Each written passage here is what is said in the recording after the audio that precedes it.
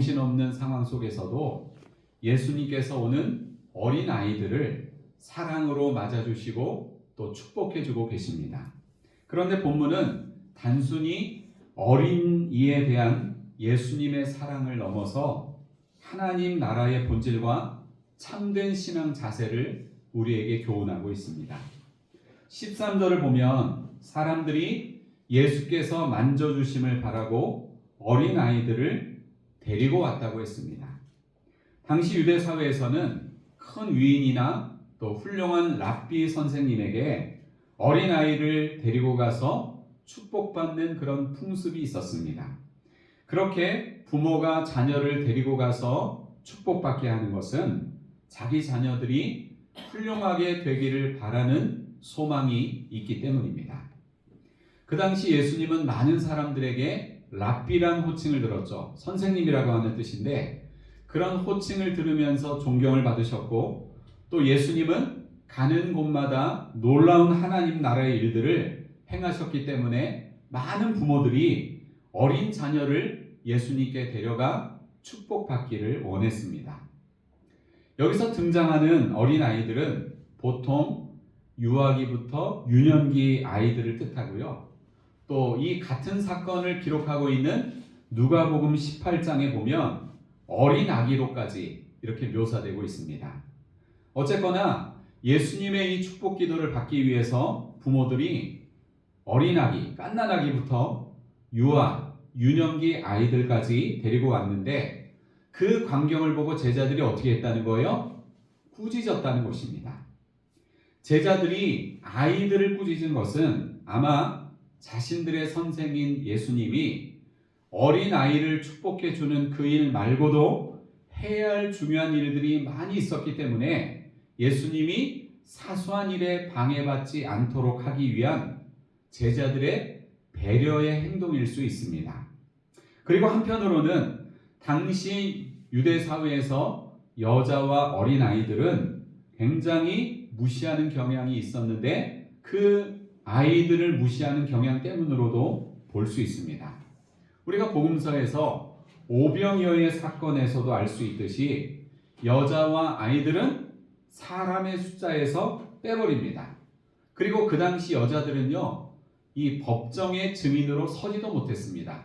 여자의 말은 사람들이 잘 신뢰하지 않았어요.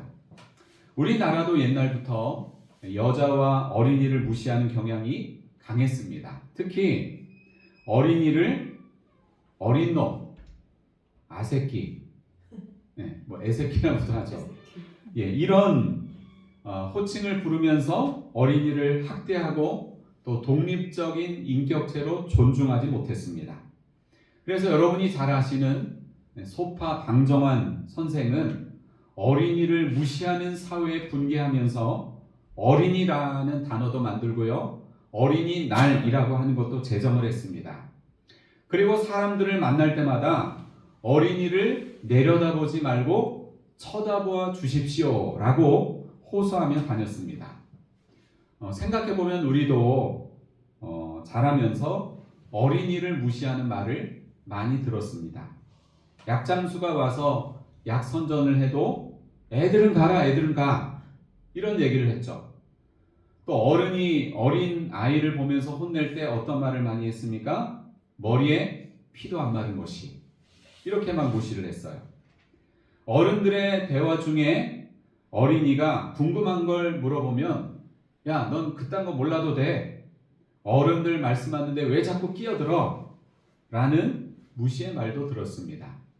그런데 본문을 보면 어린 아이들이 예수님께 오는 것을 보고 꾸짖는 제자들을 향해서 예수님은 아주 예민하게 반응하셨습니다. 자, 본문의 14절을 다시 읽겠습니다. 14절 시작. 예수께서 보시고 노하시어 이르시되 어린 아이들이 내게 오는 것을 용납하고 금하지 말라. 하나님의 나라가 이런 자의 것이니라. 아멘. 예수님은 제자들의 태도에 노하셨다고 말씀합니다. 여기서 노하셨다는 말은 원어적으로 크게 탄식하셨다는 뜻입니다. 동일한 내용을 기록하고 있는 복음서 중에서 유독 오늘 마가복음만이 예수님의 이런 감정을 표현하고 있는데, 그렇다면 예수님께서는 왜 이런 감정의 반응, 불편한 감정의 반응을 보이셨을까요? 예수님께서는 제자들과 늘 함께 하시면서 계속해서 하나님 나라에 관해서 말씀하셨습니다. 하나님의 나라는 어떤 나라냐? 세상 나라와는 다르게 큰 자가 작은 자를 섬기고 낮아져야 높아지는 나라임을 말씀하셨지만, 제자들의 관심은 서로 누가 큰지, 하나님 나라에 가면 누가 예수님 옆자리에 앉을지 거기에 대해서 관심이 있었습니다. 이처럼 예수님께서 하나님 나라의 가치관에 대해서 아무리 제자들에게 설명하고 또 가르쳐줘도 여전히 깨닫지 못하는 제자들의 영적인 무지를 보시며 예수님은 탄식하시고 그런 제자들의 영적인 무지를 매우 안타까워하셨습니다. 그러면서 곧바로 이런 말씀을 하십니다. 어린아이들이 내게 오는 것을 용납하고 금하지 말라. 하나님의 나라가 이런 자의 것이다. 예수님은 지금 당장 아이들을 자신에게 보낼 것을 촉구하며 앞으로 이런 일이 재발하지 않도록 제자들에게 엄히 경고하셨습니다. 그러면서 하나님의 나라가 이런 자의 것이라 말씀하셨는데, 그 당시 어린 아이가 사회적으로는 무시당하는 부류에 속하지만 지금 예수님을 사모하여 예수님 앞에 나오는 어린아이들의 모습처럼 하나님의 나라는 바로 그런 자들에게 열려있는 나라라는 것입니다. 여러분, 일반적으로 어떤 사람들이 예수님 만나기를 힘쓰고 또 천국을 사모할까요?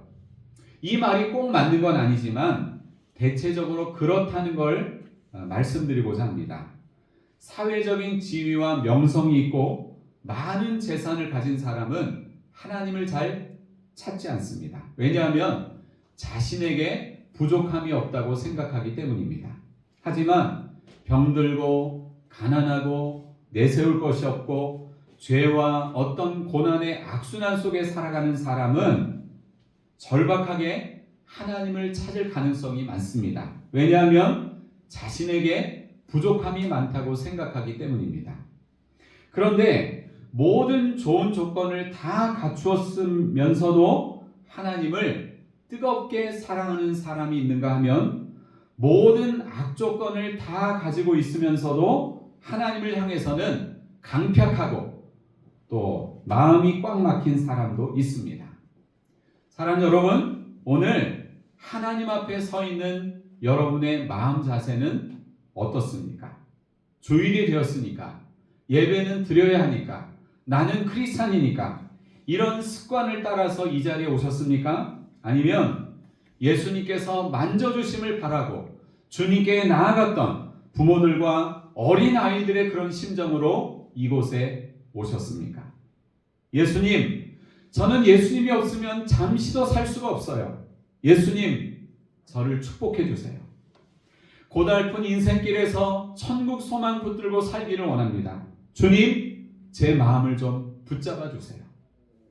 사랑하는 여러분, 하나님의 나라는 하나님을 이용해서 세상에서 출세하려는 자들에게 열려있는 나라가 아니라 본문의 아이들처럼 비록 사회에서 소외되는 부류에 속하지만 예수님 그분을 필요로 하고 그분을 사모하는 자들에게 열려있는 나라입니다.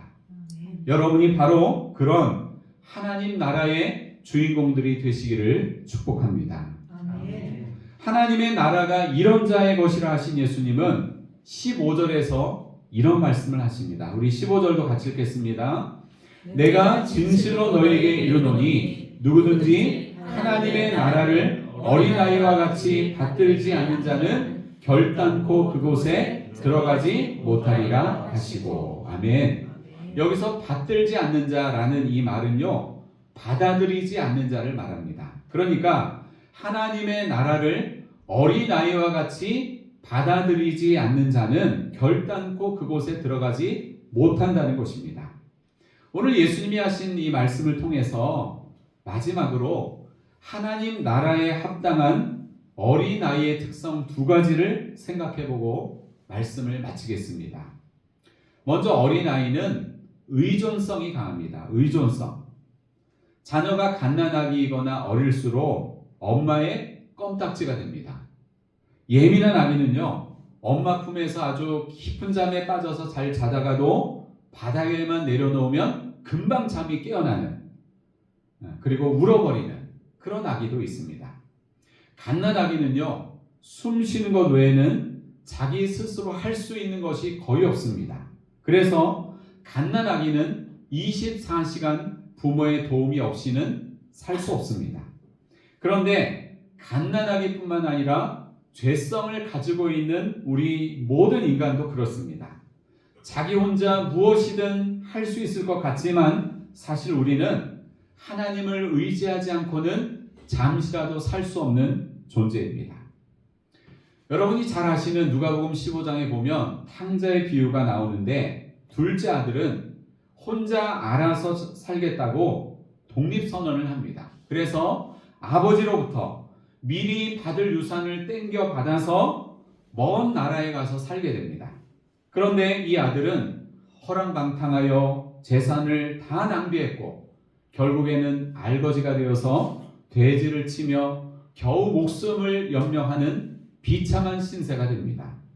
그러던 어느 날 아들은 아버지 집을 그리워하게 되었고 지난날의 죄를 깨닫게 됩니다. 그리고 마침내 아버지 집으로 돌아오게 됩니다. 탕자의 이야기는 죄인들의 전형을 보여줍니다. 여러분, 죄가 무엇입니까? 죄는 하나님 없이도 스스로 잘 살 수 있다고 생각하는 교만의 경향성입니다. 한마디로 말하면 하나님 앞에서 독립선언을 하는 것, 이게 바로 죄입니다. 사랑하는 여러분, 우리가 지금까지 인생을 살아오면서 충분히 경험하지 않았습니까? 우리가 하나님을 의지하지 않고는 나의 죄악과 연약함과 이 한계를 극복할 수 있는 방법이 없습니다. 우리 앞에 예레미야 17장 7절 말씀을 같이 읽겠습니다. 시작. 그러나 무릇 여호와를 의지하며 여호와를 의뢰하는 그 사람은 복을 받을 것이라. 아멘. 시편 115편 11절도 같이 읽습니다.